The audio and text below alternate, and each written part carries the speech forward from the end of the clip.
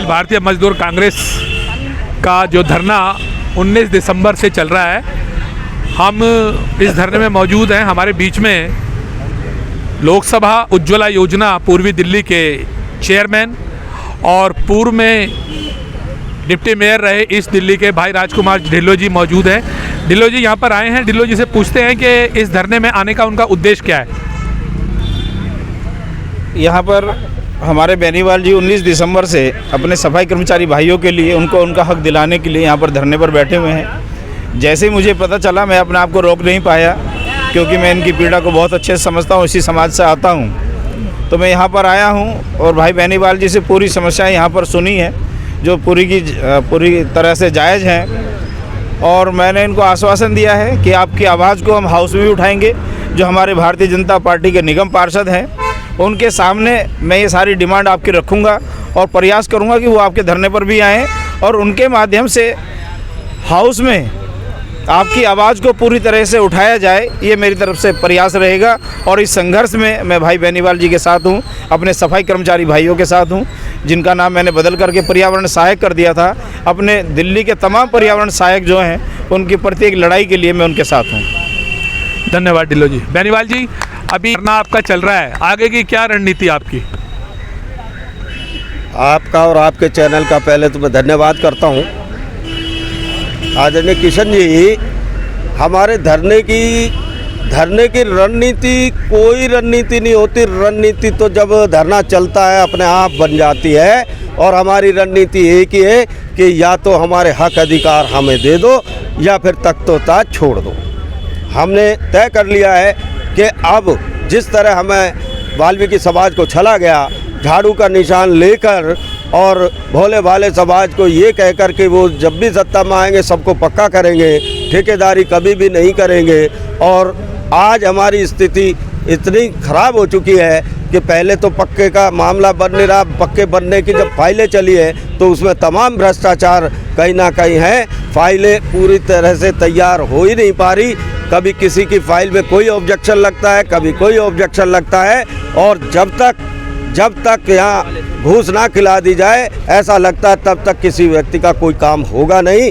क्योंकि जो सरकार ईमानदार कहकर आई थी, वो आज पूरी तरह से भ्रष्टाचार में डूबी है। ऐसा हमें लगता है कि उनके अधिकारियों पर किसी तरह की भी कोई लगाम कसने का काम वो नहीं कर रहे हैं। और अगर वो इस पर लगाम नहीं कसेंगे तो हमारा ये जो धरना है, लाजपत नगर सेंटर जोन में हमने धरना लगाया है, ये हमारा सेंटर पॉइंट है। हमने पूरी दिल्ली की समस्याओं को लिया है और ये धरना पूरी दिल्ली के लिए है। हम पूरी दिल्ली में सभी 12 जोनों पर धरने प्रदर्शन के हमारे कार्यक्रम चलेंगे। साथ ही निगम पार्षदों के यहाँ भी हम उनके ऑफिस या घर पर जाकर उनसे सवाल करेंगे कि क्या गलत था कि आप लोगों ने कहा था और अब कर क्यों नहीं पा रहे हो। या तो ये कहो कि आपने झूठ बोला था, या ये कहो कि आपने वाल्मीकि समाज को ठगने के लिए चाल चली थी। और अब मैं इतना ही कहूँगा कि उसके बाद जो होगा दिल्ली में वो सबको दिखाई देगा। हम रोड पर हैं और रोड पर जब तक रहेंगे जब तक हमारी मांगें पूरी नहीं होगी, कर्मचारियों को हक अधिकार नहीं मिलेगा। या तो हक अधिकार देना पड़ेगा या फिर सत्ता से बेदखल होना पड़ेगा। धन्यवाद। आप अगर हमारी आवाज़ ऊपर तक पहुंचा सके तो उतनी ही बात हमें कहेंगे तो उसके लिए हमें सुकून मिलेगा। राजकुमार ढिल्लों।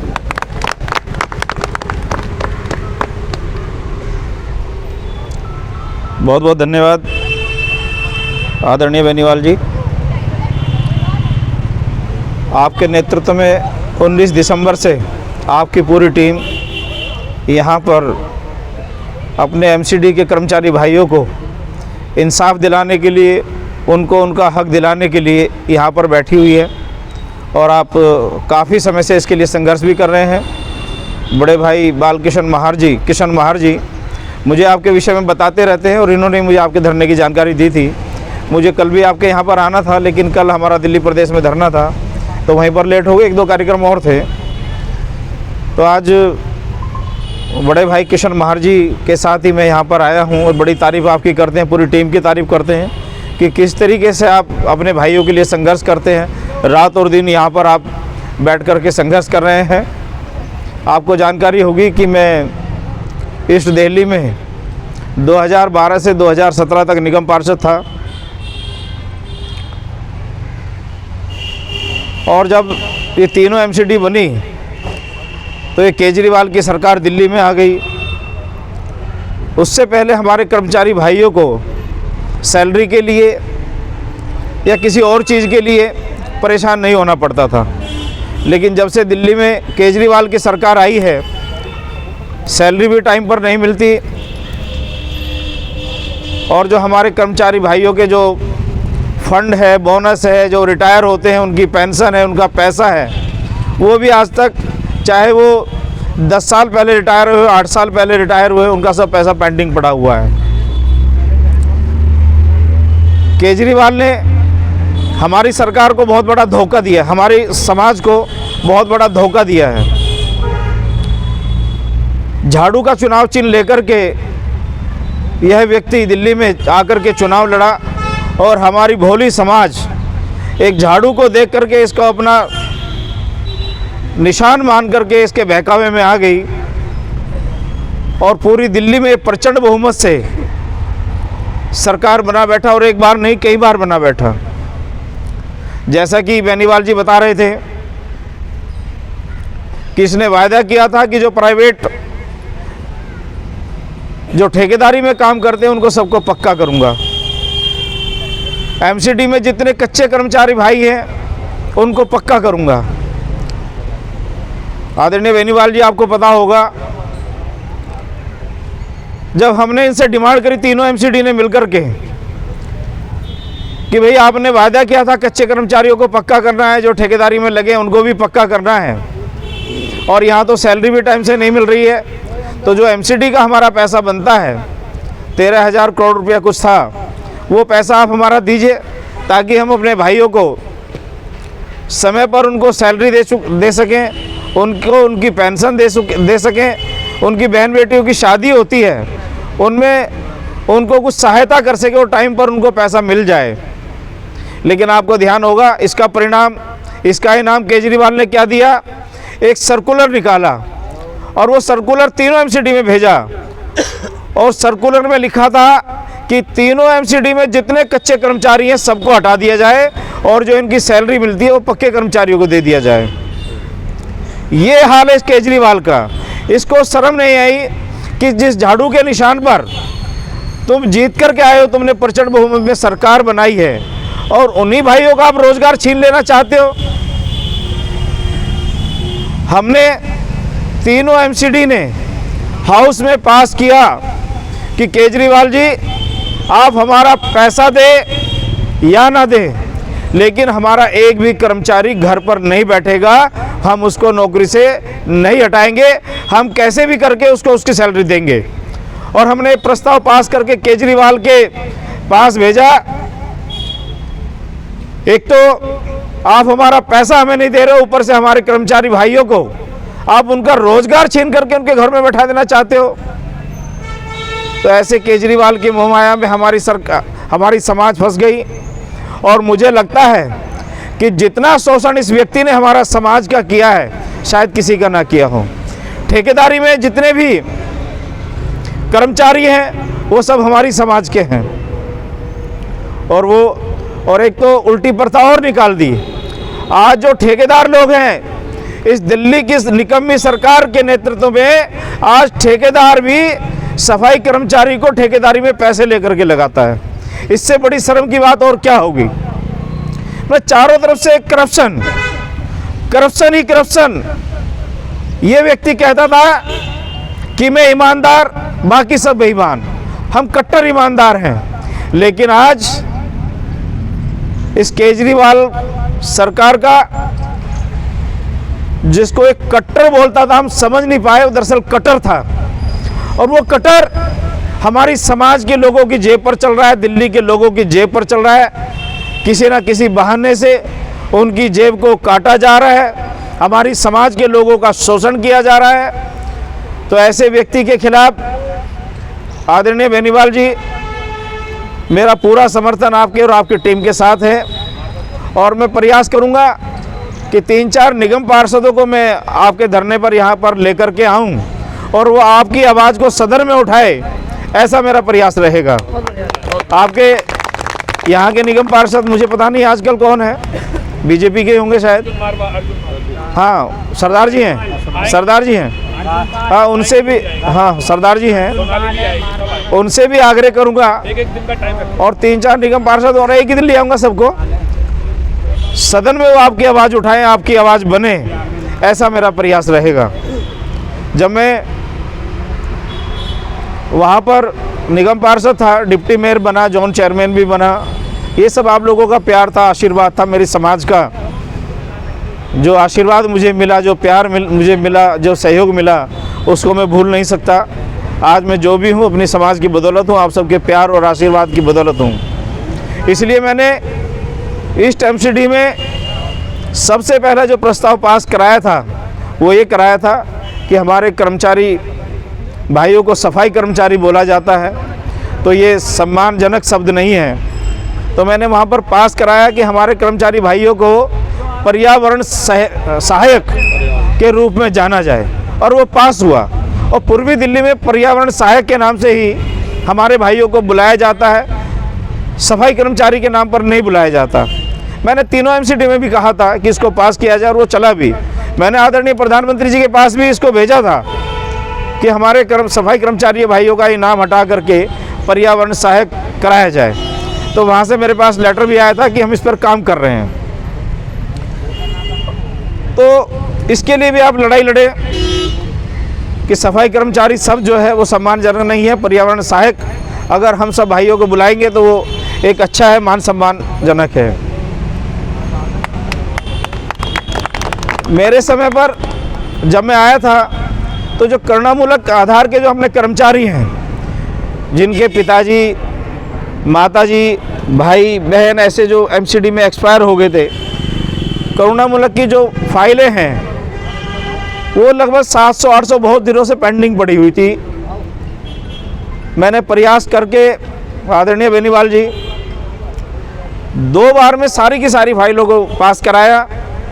और उस टाइम पे मैं डिप्टी मेयर था, मैंने अपने हाथों से अपने भाइयों को 2 बार करके लगभग 700-800 कर्मचारियों को अपने हाथों से मैंने नियुक्ति पत्र दिए थे। तो मैं आपकी समाज का हूँ, आपके लिए ही बना हूँ। आपके हर कदम पर जिस तरह से भी मेरे से सहयोग बन पाएगा मैं आपके साथ खड़ा रहूँगा।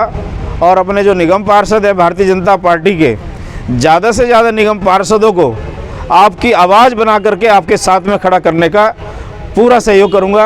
आपने मुझे बुला करके यहाँ पर मेरा मान सम्मान किया, मुझे बोलने का मौका दिया, आपका बहुत बहुत धन्यवाद।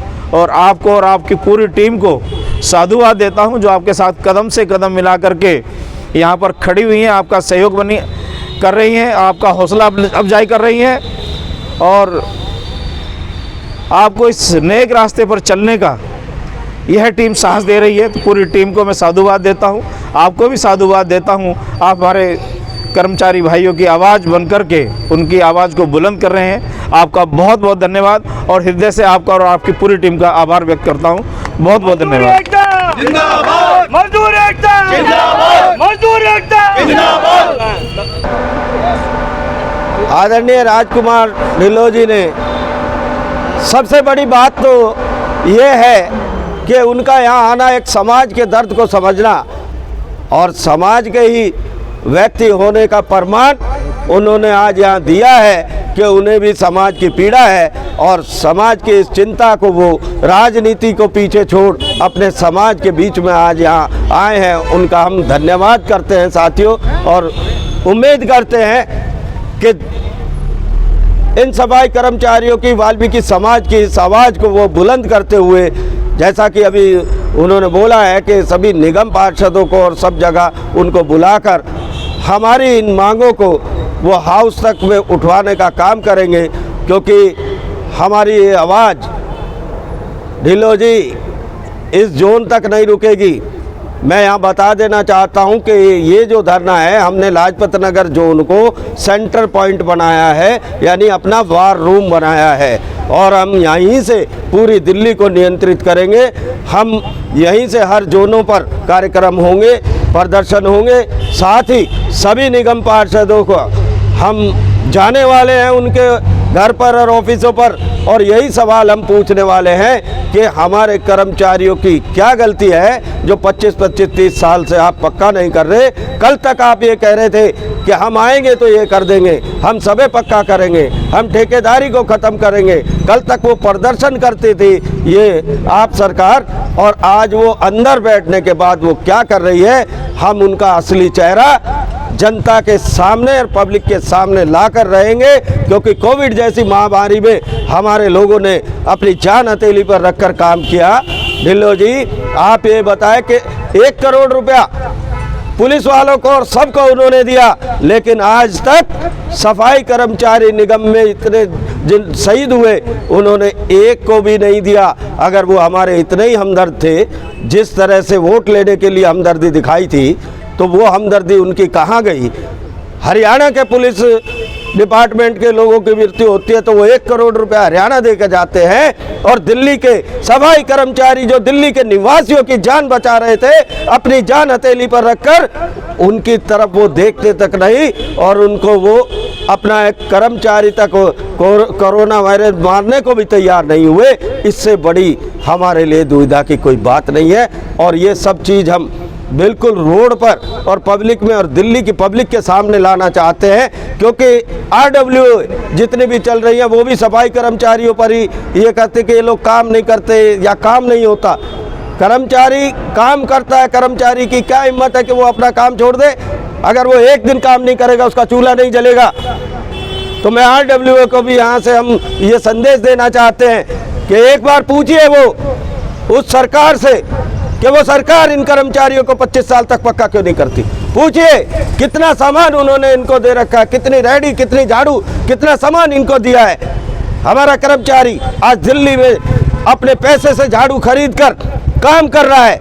वो RWA पूछे कि जो सामान आता है वो सामान में जो भ्रष्टाचार होता है, वो सामान का पैसा जो सफाई करने के सामान आता है, उस पैसे को खाने वाले लोग कौन हैं। वो सरकार आज जो ईमानदारी का ढोंग करती थी, वो आज सफाई करने के औजार हमें क्यों नहीं उपलब्ध करा पा रही है। तो तमाम हमारी ऐसी चीज़ें रहेंगी, और हम निरंतर इस आवाज़ को, इस धरने को पूरी दिल्ली में रहेगा। और जब तक हम इस धरने से नहीं हटेंगे, जब तक किए हुए वायदे वो पूरे ना करें, या तो वो वायदे पूरे करेंगे या आने वाले चुनाव में अगर वाल्मीकि समाज सत्ता दिला सकता है तो सत्ता छीनने की ताकत भी रखता है। ऐसा मैं यहाँ से कहना चाहूँगा।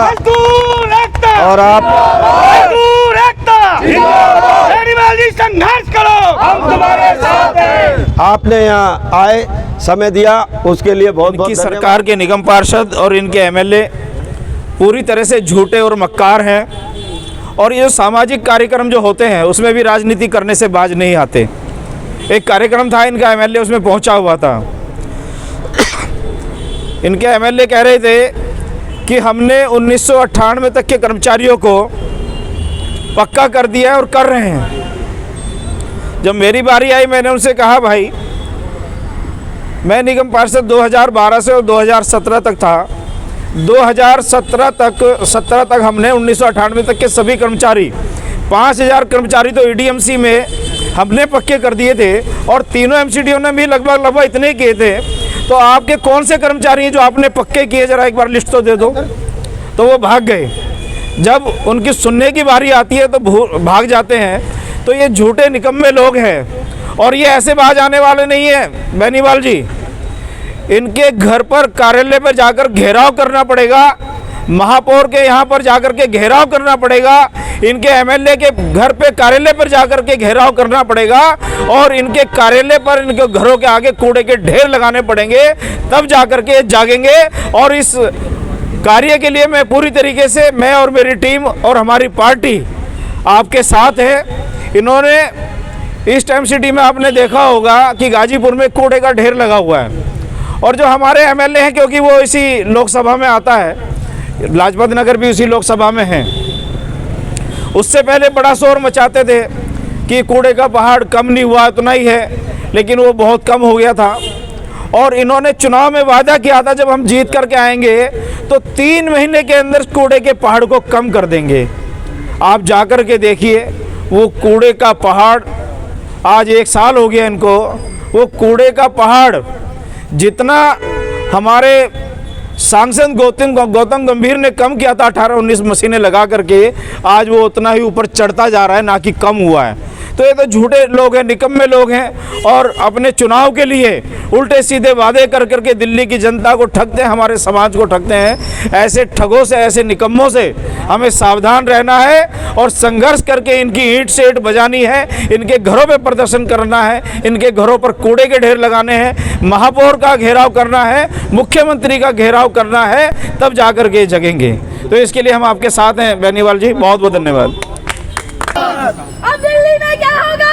सीवर पानी बंद होगा। अब दिल्ली में क्या होगा? सीवर पानी बंद होगा। मजदूर एकता, जिंदाबाद, मजदूर एकता, जिंदाबाद, इंकलाब, जिंदाबाद, इंकलाब, जिंदाबाद। अभी मर गया, हाय, हाय। कमिश्नर मर गया, हाय, हाय। कमिश्नर मर गया।